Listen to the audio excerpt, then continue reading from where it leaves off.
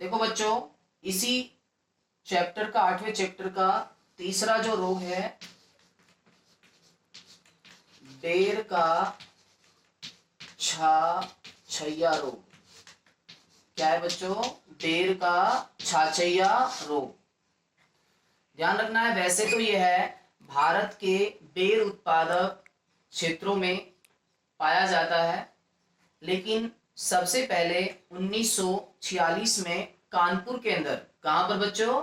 1946 में कानपुर के अंदर मेहता नामक वैज्ञानिक ने सबसे पहले इसको देखा था। इसके लक्षण आपको याद रखने हैं।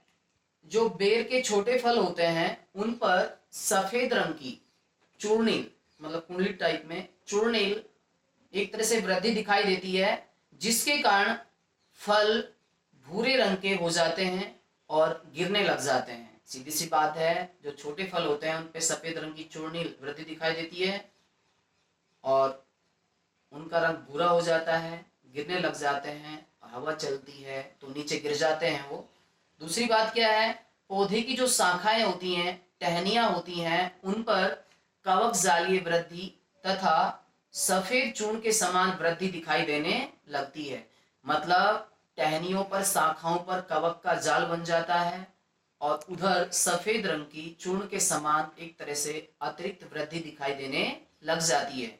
तीसरा जो लक्षण है बच्चों, बेर की पत्तियों पर समान रूप से सफेद चूर्ण के समान एक तरह से भूरापन दिखाई देता है या सफेद रंग की संरचना बन जाती है।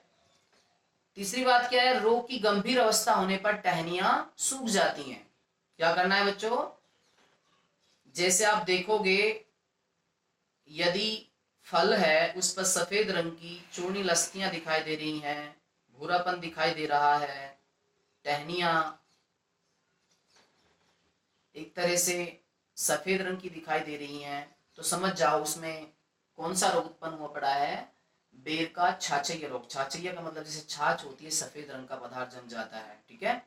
उसके बाद आपको ध्यान रखना है इसका रोगजनक। रोगजनक आप जानते ही हो, जो इसमें रोग उत्पन्न करता है उसका नाम आपको याद रखना है ओइडियम। क्या है बच्चों?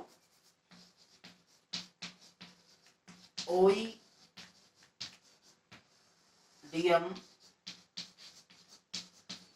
एरिसा फोइडस। याद रखना है बच्चों, क्या नाम है इसके रोगजनक का? ओइडियम एरिसा फोइडस। ये इसका रोगजनक है, जो कि एक तरह से बेर में छाछैया रोग उत्पन्न करता है। उसके बाद आपको याद रखना है इसका प्रबंधन। प्रबंधन में आपको याद रखना है इस रोग को किस तरह से दूर करना है।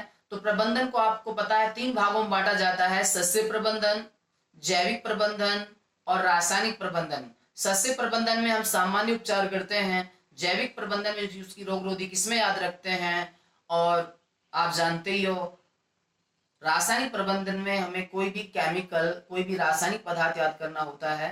ठीक है। उसके बाद आपको ध्यान रखना है बच्चों, सस्य प्रबंधन में क्या करेंगे हम? सूखी एवं संक्रमित जो टहनियां होती हैं उनको काटकर पौधों से क्या कर देते हैं? अलग कर देते हैं। संक्रमित भागों को काटकर भी जला देना चाहिए और एक तरह से जो रोगग्रस्त भाग दिखाई देते हैं उसकी कटाई छटाई करके उनको पौधों से अलग कर देना चाहिए। जैविक प्रबंधन में आपको प्रतिरोधी किस्मों का उपयोग करना चाहिए।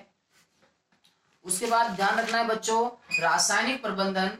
रासायनिक प्रबंधन में आपको क्या याद रखना है कि जैसे ही रोग प्रकट होता है, धूली, धूली का मतलब ये चूर्ण, सफेद चूर्ण होता है, जिसे 25 किलोग्राम प्रति हेक्टेयर की दर से जब हम बेर का एक तरह से बागान लगा देते हैं, उद्यान लगा देते हैं, तो उस पर बुरखाव करना चाहिए। बुरखाव का मतलब होता है उस चूर्ण को फैलाना, हाथों से इस तरह से ऊपर डालना। उसके बाद एक केमिकल याद रखना है आपको, डाइनोकैप 0.1% का घोल का छिड़काव करना चाहिए। और जैसे ही सितंबर माह आता है तो सितंबर माह में इसका छिड़काव प्रारंभ करना चाहिए और प्रति माह मतलब हर महीना किया जाना चाहिए। बच्चों ये चैप्टर अपना कंप्लीट हो गया है। 3 रोग थे इसमें। पहला रोग हमने पढ़ाया था नींबू का कैंकर रोग, दूसरा क्या है अमरूद का मिलानी रोग, और तीसरा बेर का छाछैया रोग। इन तीनों ही रोगों में से हर साल बोर्ड में एक क्वेश्चन आता है आप इनको ध्यान से वीडियो को देखकर समझें। और इसके नोट्स हम भेज रहे हैं, उन पर पेज संख्या लिख रही है, आप पेज को देखते हुए अपनी कॉपी में सही तरीके से नोट्सों को उतारें, उल्टा सीधा नोट्स नहीं उतारें। मैं मानता हूं कि आप अपने कार्य को विवेकपूर्ण तरीके से सही ढंग से अपने लिए कर रहे होंगे। Thank you.